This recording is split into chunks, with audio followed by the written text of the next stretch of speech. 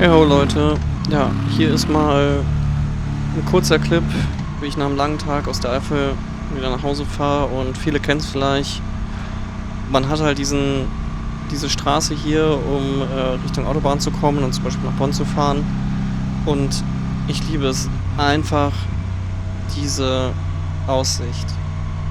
Man wird am Ende immer so richtig belohnt, dass man quasi geil Kurven gefetzt ist, nix ist passiert und man einfach entspannt rauskommt. Und es sieht jedes Mal wie gemalt aus. Es ist einfach so geil. Es macht einfach jedes Mal Spaß, und es ist zwar dann immer so das Ende, aber es ist ein süßes Ende für den Tag, wenn man wirklich lange unterwegs war und einfach Spaß auf dem Motorrad hat.